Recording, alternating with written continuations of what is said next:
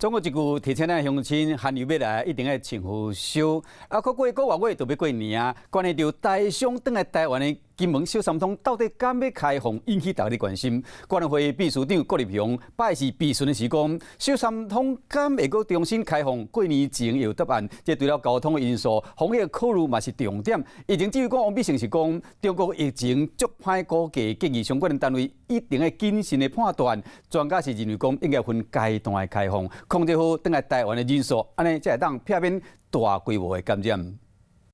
太晚宣布，台商不好做相关的准备嘛，所以我希望在就是12月底。金门小三通刚要拍开，立委陈玉珍呼吁中央经公布时间，因为过1个月就要过年啊。交通部长王国材拜是讲已经准备好随时当启动，要么是当时咧。国安会秘书长郭立雄嘛是无甲话打真严。春节很多台商也要回来。跟委员报告，绝对不会拖过春节。不过刚要开放，除了考虑到交通、防疫问题，嘛是关键。对他的这个疫情的评估很困难，所以我们也很难去评估这个离岛它的医疗或防疫量能到底是够或不够。我们给主责单位的建议是非常谨慎的去考虑。讲中国疫情歹控制，指挥中心和中央对开放看法无同。公营学者陈秀熙认为，小三通应该分2阶段，首先开放有台湾人的身份，过了过年过再个考虑开放中国游客，避免大家烧话。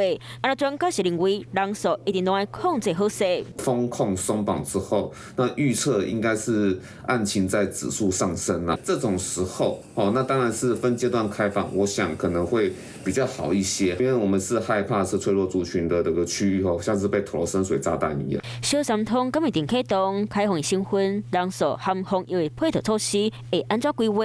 过了过年前就知。